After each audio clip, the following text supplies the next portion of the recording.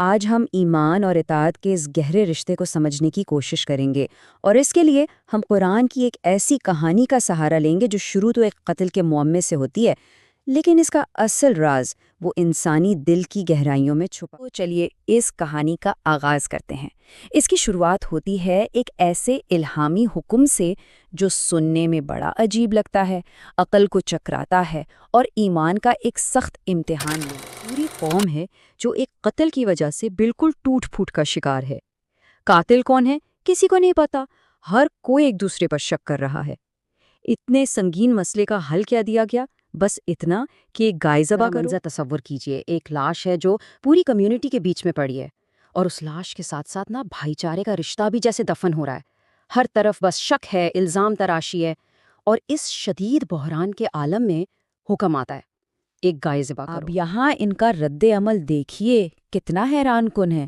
انہوں نے یہ نہیں پوچھا کہ اچھا اس سے قاتل کیسے ملے گا، نہیں، ان کے سوالات کا رخ ہی کچھ اور تھا۔ تو اصل مسئلہ سمجھ کا تھا ہی نہیں، اصل مسئلہ تھا سر جھکانے کا، اطاعت کا۔ وہ تو حکم کی حکمت پر ہی شک کر رہے جو ہوا نا، وہ اطاعت سے بھاگنے کی ایک بہترین مثال ہے۔ ایک بالکل سیدھا سادہ حکم تھا جسے فضول سوالات کے جال میں الجھا کے رکھ دیا گیا۔ پوچھا گیا اچھا وہ گائے ہو کیسی، جواب مل گیا۔ پھر سوال کیا لیکن اس کا رنگ کیسا ہو، اس کا بھی جواب آ گیا۔ لیکن وہ رکے نہیں، وہ مزید تفصیلات مانگتے ہی چلے گئے، یہاں تک کہ ایک آسان سا حکم ایک ایسی نایاب گائے کی تلاش میں بدل گیا جسے ڈھونڈنا تقریباً ناممکن ہو۔ یہاں سب سے اہم نقطہ یہی ہے، انہوں نے مشکل اپنے لیے خود پیدا کی۔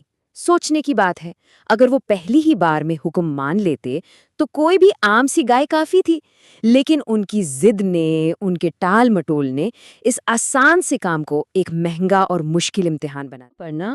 دو رویوں کا فرق بالکل صاف نظر آتا ہے۔ ایک طرف پوری قوم کی ضد ہے، لامتناہی سوالات، شک اور بس چیزوں کو الجھانا، اور دوسری طرف اس یتیم لڑکے کا سادہ سا ایمان ہے جس کے پاس وہ گائے تھی۔ اس نے کوئی سوال نہیں کیا، بس اللہ کے حکم پر معجزہ ہوا۔ ذبح کی ہوئی گائے کے ایک ٹکڑے سے مردہ شخص کو چھوا گیا اور وہ زندہ ہو کر اپنے قاتل کا نام بتا گیا۔ اللہ کی حکمت تو ثابت ہو گئی، لیکن آپ ٹریجڈی دیکھیے۔ سب سے بڑا المیہ یہ تھا کہ اتنا بڑا معجزہ دیکھنے کے بعد بھی ان کے دل نرم نہیں ہوئے، بلکہ اور بھی زیادہ سخت۔ اس پوری کہانی کا سبق کیا ہے؟ سبق بالکل یونیورسل ہے۔ نجات اطاعت میں ہے، بے مطلب کے سوالوں میں نہیں۔ جب ہم عمل کرنے کے بجائے بہانے اور جسٹیفیکیشنز ڈھونڈنا شروع کر دیتے ہیں نا، تو ہم بھی بالکل اسی جال میں پھنس جاتے ہیں۔ اب اس خاص کہانی سے آگے بڑھتے ہیں اور سورۃ البقرہ کے شروع میں جو ہدایت کے یونیورسل پرنسپلز بتائے گئے ہیں ان کی طرف آتے ہیں، کیونکہ یہ قصہ تو بس انہی اصولوں کی ایک مثال ہے۔ قرآن شروع میں ہی ایک بات بالکل واضح کر دیتا ہے کہ یہ کتاب ہر کسی کے لیے ہدایت نہیں ہے، یہ صرف متقین کے لیے ہے، یعنی وہ لوگ جن کے دلوں میں خدا کا شعور ہے، جو اس کی ناراضگی سے بچنا چاہتے ہیں۔ بیسکلی وہ لوگ ہیں جو ہدایت قبول کرنے کے لیے تیار ہیں۔ متقین کی 3 بنیادی خصوصیات بھی بتا دی گئی ہیں۔ پہلی، وہ غیب پر ایمان لاتے ہیں، یعنی ان دیکھی حقیقتوں کو مانتے ہیں۔ دوسری، وہ نماز قائم کرتے ہیں جو اللہ سے ان کے تعلق کا پریکٹیکل ثبوت ہے۔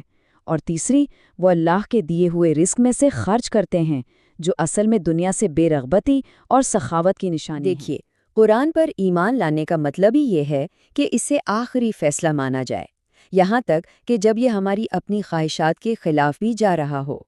سچا مومن یہی کہتا ہے کہ میری سمجھ غلط ہو سکتی ہے، لیکن قرآن غلط نہیں ہو سکتا۔ اب آتے ہیں ان لوگوں کے انجام کی طرف جو ہدایت قبول کرنے کے بجائے اسے رد کر دیتے ہیں، اور یہ ایک بہت سنگین وارننگ ہے۔ قرآن یہاں ایک انتہائی خوفناک کانسیپٹ پیش کرتا ہے، دل پر مہر لگ جانا، اور یہ اللہ کی طرف سے کوئی زبردستی نہیں ہوتی، بلکہ یہ انسان کے مسلسل انکار اور گناہوں کا ایک لاجیکل نتیجہ ہوتا ہے۔ دیکھیں، دل کی یہ موت اچانک نہیں ہو جاتی، یہ ایک گریجول پروسیس ہے۔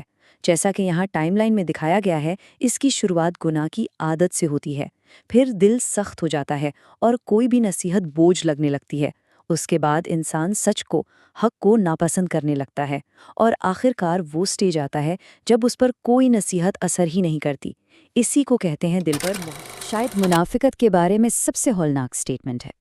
ایک ایسی سچویشن جہاں ایک شخص اپنے ایمان کا دعویٰ کر رہا ہے اور اس کے دعوے کو خود اللہ رد کر رہا ہے۔